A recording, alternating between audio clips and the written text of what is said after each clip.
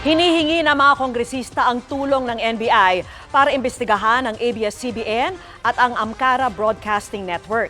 Sabi po ng NTC, galing daw sa tower ng ABS-CBN ang signal ng Amcara noong nagbo-broadcast pa ito sa TV Plus na labag sa kanilang cease and desist order.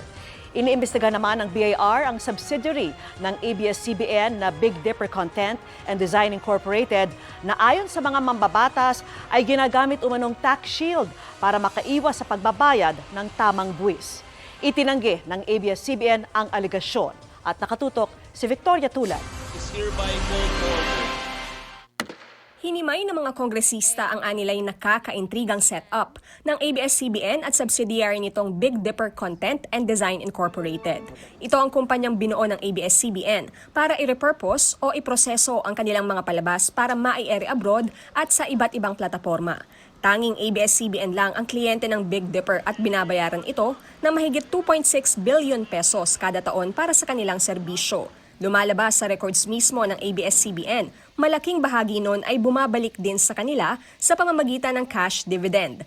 Ang cash dividend ay pera mula sa kita ng isang kumpanya na ibinibigay sa shareholders. Sa kaso ng Big Dipper, napupunta ito lahat sa ABS-CBN bilang tanging may-ari ng kumpanya. Ilang pong percent po yun? Punto ni Representative Ron Salo, ang cash dividend na ibinibigay sa pagitan ng mga kumpanya sa loob ng Pilipinas ay hindi pinapatawan ng buwis. Kaya tanong niya, hindi raw ba nagagamit ang Big Dipper para makalusot ang ABS-CBN sa pagbabayad ng tamang buwis? It has become so profitable. Sa paglabas po ng kanyang dividends, it becomes tax-free because these are both domestic corporations. But they are also owned by the same company. Don't you think wala kayong nakikitang anything na unusual po doon? The prices charged by Big Dipper, as stated by my colleague, are based on market. They are backed by transfer pricing studies conducted by reputable third-party firms, number one. Number two, this is not a scheme. The clients, the ultimate clients or the ultimate beneficiaries of Big Dipper's work are the Filipinos and the non-Filipinos who consume our content both here and overseas. With regard to the amounts that Big Dipper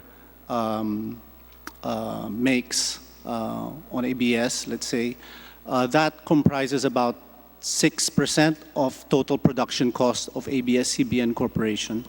Tinanong sa pagdinig ang BIR tungkol dito. As far as the Big Dipper company is concerned, Your Honor, wala pong violation, and I think compliant po ang Big Dipper, Your Honor, when it comes to payment of taxes. But don't you think that is so creative in such a way na yung taxes that should have been paid, hindi po babayaran dahil it has become tax shield?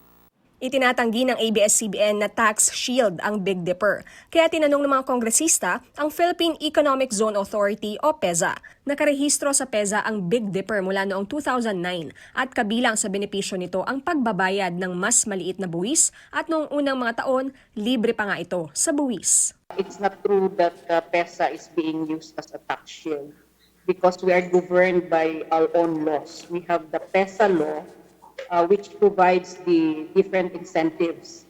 Si Representative Jose Antonio C. Alvarado nais balikan ang PEZA law. Mabuti na pag-aralan muli ng Kongresong ito ang Republic Act 7916 o ang Special Economic Zone Act of 1995 creating PEZA para po masigurado natin na paborable sa taong bayan, lalong-lalo na sa lahat po ng bumubuo ng bansang Pilipinas, ang sistema po natin ng pagbabayad ng taxes. Pero si House Appropriations Committee Chair Eric Yap, tinawag na tax avoidance ang ginagawa ng ABS-CBN.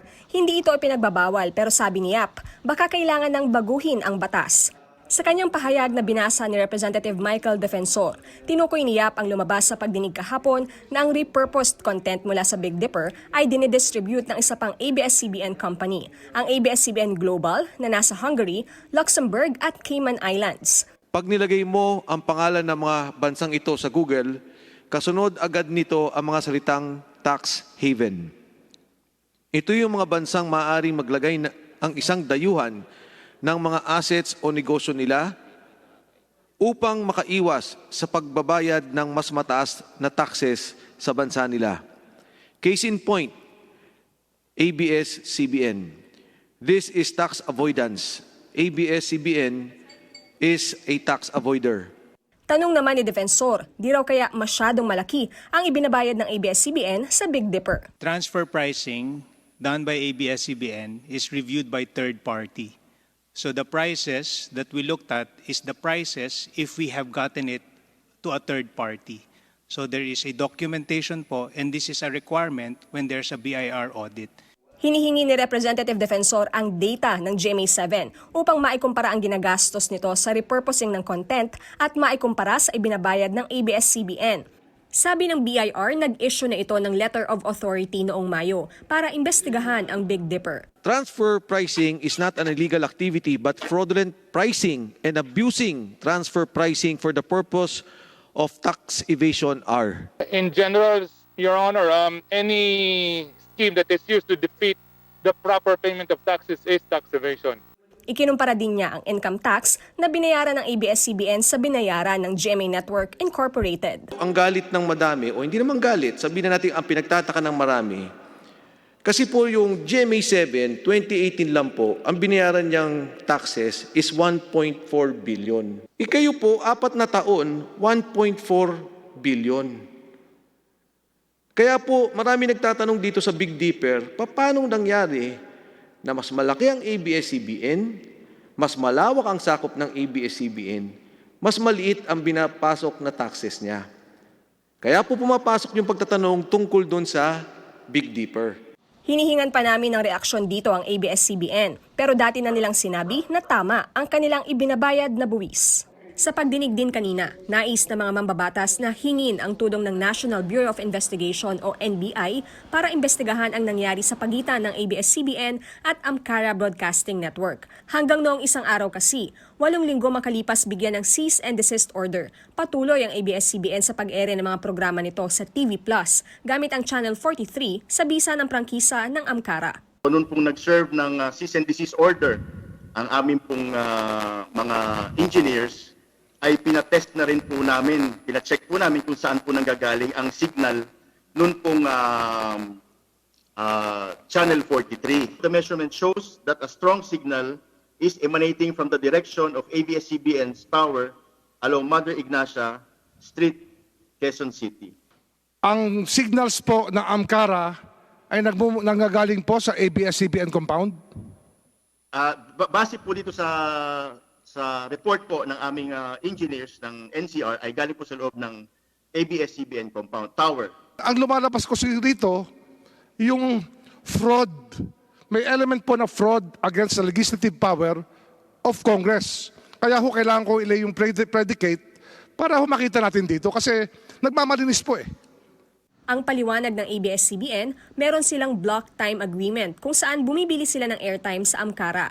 Pero lumabas din sa pagdinig na sa ilalim ng kanilang kasunduan, mga kagamitan pa rin ng ABS-CBN ang ginamit sa pag-broadcast. Dahil ang eksperto po dito ay si KBP President Junic daw at based po sa kanyang sinabi, yung pong broadcaster ay kailangan may sarili po siyang equipment, sariling personnel at yung pong block timer ay nagba-block time lang sa kanya at kumukuha lang po ng oras.